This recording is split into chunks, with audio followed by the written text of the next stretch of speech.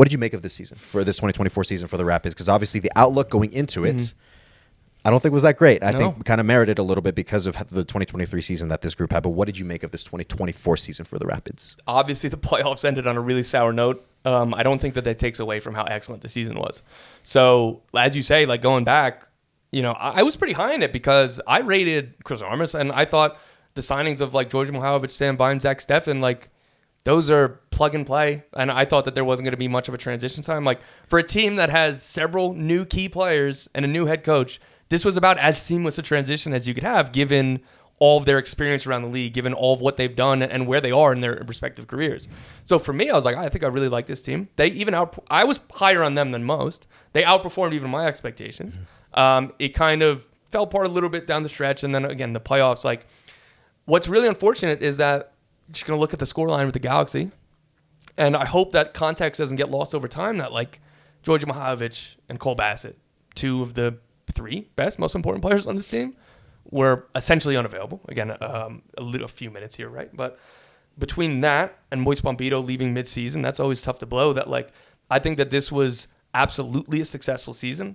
I'm very curious to see what the offseason brings. What's the next tweak? What's the next evolution? What's the next step? And I like trust this team to do that. But I don't think that one bad playoff series can erase, 9 months, however long 12 months, however long this season has been, right? That Leagues Cup run was awesome. That was so much fun. And that ended up being the apex of the season. And again, I think if you looked at told fans, hey, this is how the season's going to play out, these are going to be the highs, and hey, you're going to get kind of stomped out of the playoffs in the first round, like I still think on a whole the fans would take that.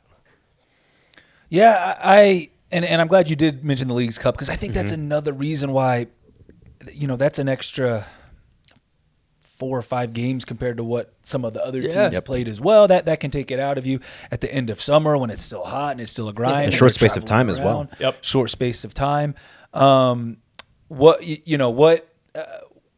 additions or adjustments or tweaks would you make in this offseason if you were the Rapids? Oh, that's a good question. I'd probably add to the attacking dynamism to help around with Hafa Nuvahu and then Georgi Mihailovic and Kevin Cabral and everybody else, like a couple different profiles. There's always going to be squad evolution year over year, every season. Pleasantly surprised that the Reggie Cannon move that happened. Like, I think that's going to feel more like a new signing for whatever he gave at the end of this season.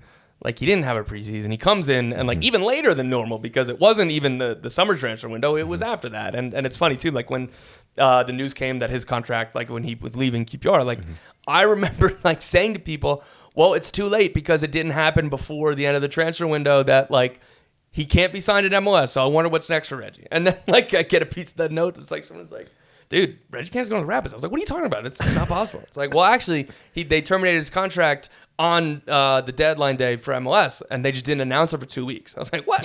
That's awesome. But going on a tangent, that's going to be like a new signing, because I think that helps the defensive unit. There is no way to replace Moise Bombito in terms of a super draft selection, like the value of where he was hitting the salary cap versus, one of the best defenders in the league. But they need to, I think that they will add another center back to add to that unit. And again, it depends on where Chris Armas sees the group. If it's going to be some of them, like more of a back three sometimes, that can help all three of Reggie Cannon, Keegan Rosenberry, and Sam Vines on the field at the same time. So I think that there's going to be different variations of this team, but the core is in place, and I think it's a really strong core. So it's more about adding to the outside of it.